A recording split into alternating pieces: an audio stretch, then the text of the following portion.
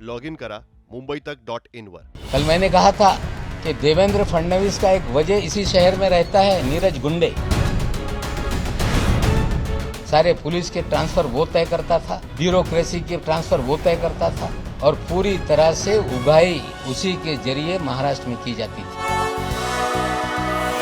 नीरज गुंडे के घर पर वो बैठते थे और वहीं से सारा देवेंद्र जी का माया जाल चलता था।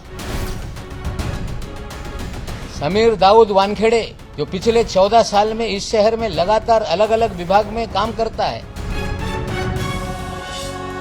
उसके भी तबादला करने के पीछे महाराष्ट्र के पूर्व मुख्यमंत्री देवेंद्र फडणवीस हैं।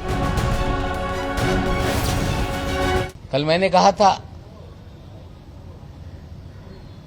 कि देवेंद्र फडणवीस का एक वजह इसी शहर में रहता है, नीरज गुंडे, जिसको पूरी तरह से पिछली सरकार में मुख्यमंत्री निवास में एक्सेस था, मुख्यमंत्री कार्यालय में एक्सेस था, सारे अधिकारियों के चैम्बर में एक्सेस था, सारे पुलिस के ट्रांसफर वो तय करता था, ब्यूरोक्रेसी के ट्रांसफर वो तय करता था और पूरी तरह से उगाही उसी के जरिए महाराष्ट्र में की जाती थी। और देवेंद्र जी जब भी नई मुंबई की तरफ, पूना की तरफ प्रस्थान करते थे तो शाम में उनके घर में हाजिरी लगती थी और लगातार नीरज गुंडे के घर पर वो बैठते थे और वहीं से सारा देवेंद्र जी का माया जाल चलता था। सरकार बदलने के बाद महाराष्ट्र में जो भी केंद्रीय एजेंसियां हैं, चाहे ईडी हो, चाहे सीबीआई हो, चाहे इनकम टैक्स हो, चाहे एनसीबी हो, यही देवेंद्र जी का वाजे सारे कार्यालयों में फिरता नजर आ रहा है। अधिकारियों के तबादले में भी करोड़ों रुपए वसूले जा रहे हैं। समीर दाऊद वानखेड़े जो पिछले 14 साल में इस शहर में लगातार अलग अलग विभाग में काम करता है, उसके भी तबादला करने के पीछे महाराष्ट्र के पूर्व मुख्यमंत्री देवेंद्र फडणवीस हैं और उसे लाया इसीलिए गया कि आप पब्लिसिटी करके नाजायज लोगों को फंसाया जाए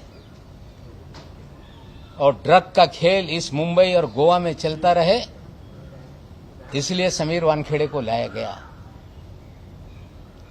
बड़े बड़े ड्रग पेडलर, चाहे वो काशिफ खान हो, उसे छोड़ दिया जाता है। ऋषभ सचदेवा को, आमिर फर्नीचर वाला को और प्रतीक गाबा को छोड़ दिया जाता है।